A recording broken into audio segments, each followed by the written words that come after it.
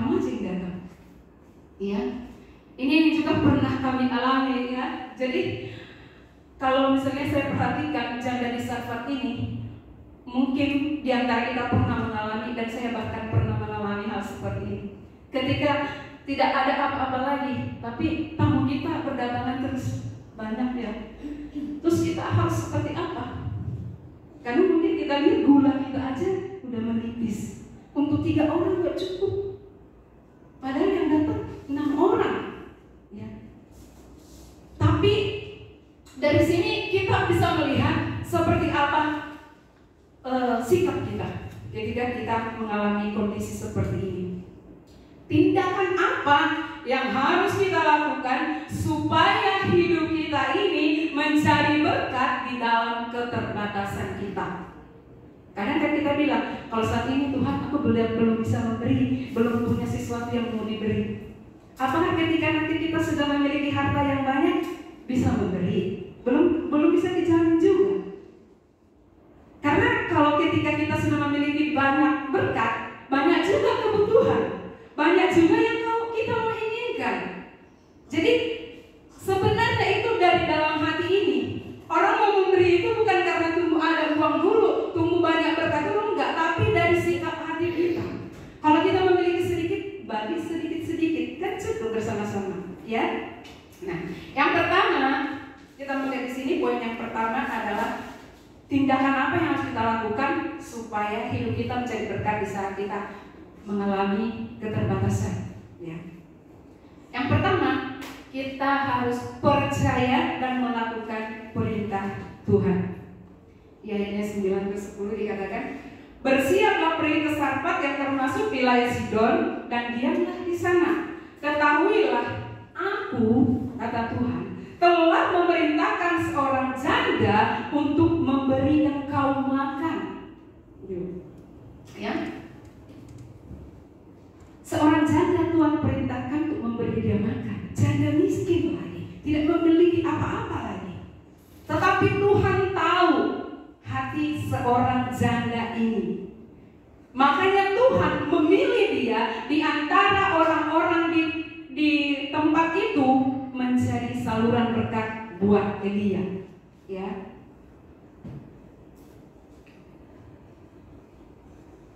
Di dalam kemiskinannya, dia harus mengalami ujian iman dengan menerima orang asing atau orang lain di rumahnya, yaitu Elia. Ya. Di antara semua orang penyembah berhala, janda ini mempercayai Elia sebagai utusan Allah, dan ternyata ia memiliki pengetahuan tentang Allah Israel, Allah yang hidup. Dikatakan di ayat 12, demi Tuhan Allahmu yang hidup. Berarti di antara semua orang penyembah berhala di sana, dia mengetahui tentang Tuhan.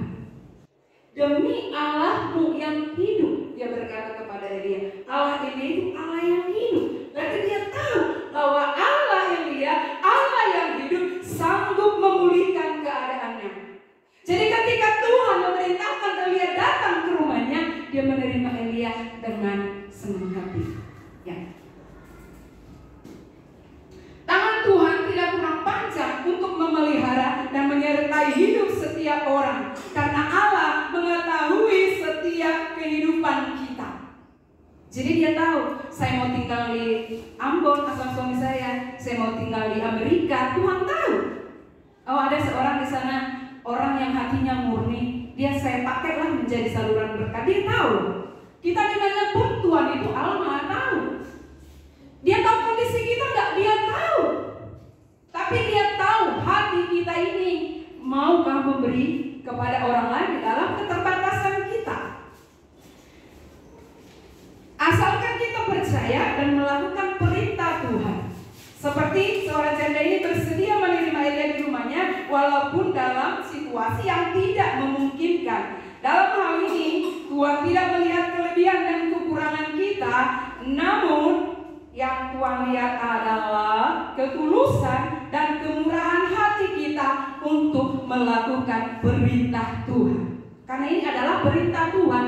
Saya akan mengutus hambaku ke sana, nanti kamu berikan dia makan. Dia melakukan perintah Tuhan karena dia tahu Tuhan Elia itu adalah Allah yang hidup. Jadi dia di sini melakukan perintah Tuhan. Kita percaya dan mari kita lakukan perintah Tuhan.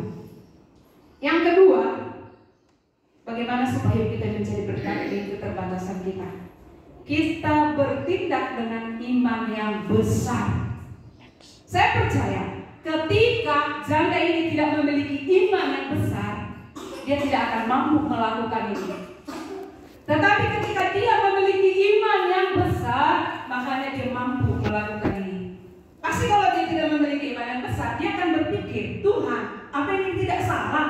Saya ini kan kekurangan, masa Tuhan kirim orang lagi? Cuma sedikit loh Tuhan, itu sedikit. Bukan roti yang dimiliki loh, hanya segenggam tepung. Nanti dijadikan menjadi roti kecil saja. Mungkin nggak sebesar donat, hanya sekecil saja. Ya, jadi di sini dikatakan kalau misalnya dia tidak memiliki iman yang besar, tidak mungkin ini bisa terjadi. Ya. Janda Sarfat bukan saja hanya menerima atau menyambut Nabi Elia dengan baik dan ramah, juga taat. Ketika ketaatannya kita lihat ya, ketika Elia memerintahkannya untuk membuat roti baginya, walaupun pada saat itu dia hanya memiliki sedikit tepung dan minyak yang hanya cukup untuk membuat roti sepotong kecil saja, dia tidak mencari alasan untuk menolak permintaan Elia. Janganlah Elia, nggak ada kecil loh, sedikit loh, nggak cukup buat kita bertiga. Ya, di sini kalau kita lihat sepertinya Elia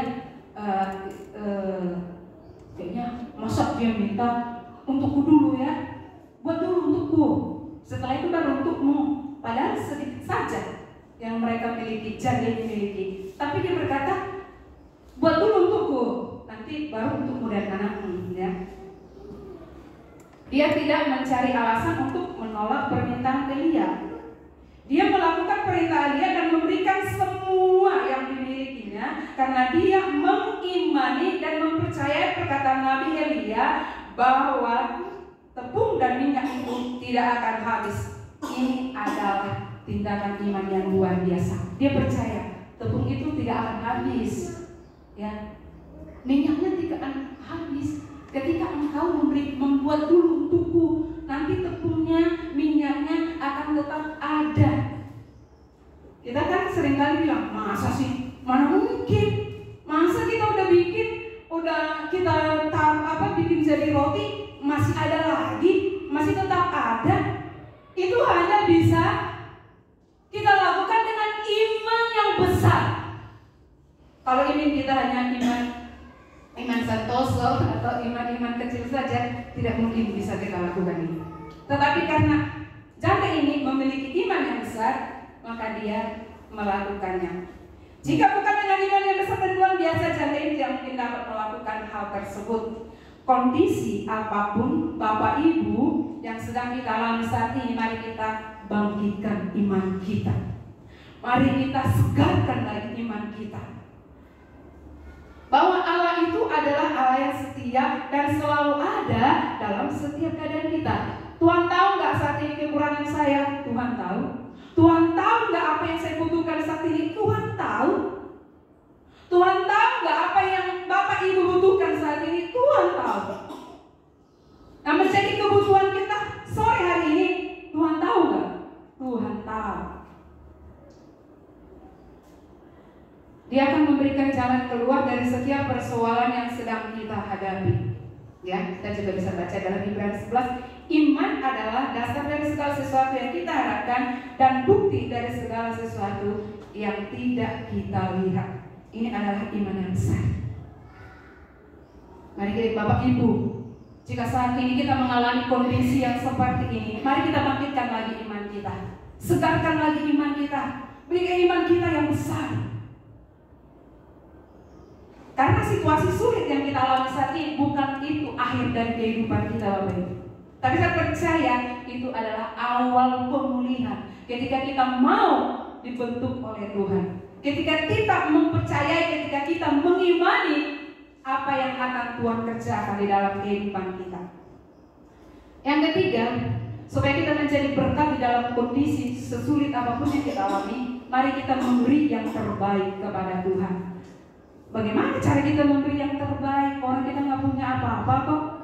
Yang terbaik itu bukan soal nilainya, jumlah yang harus kita beri, tapi bagaimana hati ini mau memberi kepada Tuhan. Kalau kita tidak memiliki harta, kita bisa memberikan waktu kita. Kita memberikan suara kita yang Tuhan anugerahkan untuk memuji Dia. Kita bisa pakai hal yang lain untuk mempermuliakan Tuhan. Bukan hanya harta kita saja yang bisa kita beri. Atau di rumahku hanya tinggal 1 liter saja berasnya. Bagaimana mungkin aku membagi ke tetanggaku? Saya aja kekurangan. Tapi ketika kita belajar memberikan yang terbaik kepada Tuhan dari apa yang kita miliki, maka Tuhan akan bertindak di dalam kehidupan kita. Tindakan Ceta ini dengan memberikan seluruh miliknya untuk kalian membuktikan bahwa ia memiliki kasih yang sangat besar kepada Tuhan. Bagaimana mungkin kita bilang saya mengasihi Tuhan dengan sungguh, sementara saudara kita, teman kita di samping kita nggak bisa kita kasihi? Kan harus kita lihat dulu perbuatan yang kita lakukan. Aku mengasihi Engkau Tuhan, tapi saudara kita, istri kita, suami kita, anak kita gak bisa kita kasihi. Ya, perlu dipertanyakan. Tapi ketika kita memiliki kasih kepada Tuhan, otomatis kita mengasihi sesama kita. Kita bisa mengasihi mereka, menerima kekurangan mereka dengan kelebihan yang kita miliki. Jadi balance. Jadi kasih itu akan saling memberi. Karena kita ini tidak bisa hidup sendiri. Kita kan bersosial. Jadi kita harus bisa saling memberi. Kekurangan dia kita tutupi, kelebihan dia menutupi kekurangan kita, sehingga semuanya aman, damai, tentram. Sebesar apapun balasan yang kita terima adalah mutlak kedaulatan Tuhan. Kita tiap tadi sudah melakukan perintah Tuhan. Ketika kita sudah memberikan yang terbaik kepada Tuhan, seberapapun nanti Tuhan memberikan berkat kepada kita, itu adalah hak mutlak Allah. Tuhan, saya kan sudah melakukan ini, sudah melakukan semua perintah Tuhan, kok masih segini Tuhan? Kita masih kurang Tuhan. Seolah kita yang mengatur Tuhan. Seolah kita berkat yang aku pengen itu Tuhan 1 kontainer. Tapi kalau Tuhan enggak, sedikit dulu ya, 1 gerobak aja dulu. Itu semua adalah kedaulatan Tuhan. Yang terpenting di sini adalah kita bertindak senantiasa dengan memberikan yang terbaik kepada Tuhan. Buah dari tindakan janda Sarfat adalah tebung dalam tempayan tidak habis dan minyak dalam buli-bulinya tidak berkurang. Itu buah dari tindakan yang lakukan, tindakan yang dia kerjakan, tindakan dia percaya kepada Tuhan, tindakan dari imannya yang besar, dan tindakan yang dia dapat memberikan yang terbaik kepada Tuhan. Ya. Jadi dia bisa makan beberapa hari lagi, beberapa lama sebelum hujan turun ke bumi. Ya. Barang siapa mengasihi dan mengutamakan Tuhan, tidak akan pernah dibiarkannya. Seberapapun kalau kita bisa mengasihi Tuhan, mengutamakan Tuhan, Tuhan akan memberikan yang terbaik dari setiap kita, sesuai dengan keperluan dan kebutuhan kita. Bukan keinginan kita ya Bapak Ibu, tapi kebutuhan kita. Ketika kita butuh ini, Tuhan sediakan. Ketika kita saat ini tidak memiliki apa-apa, ada cara Tuhan. Seperti Nabi Eleni, burung gagak dipakai Tuhan untuk mengantarkan makanannya di Sungai Kerit. Ya.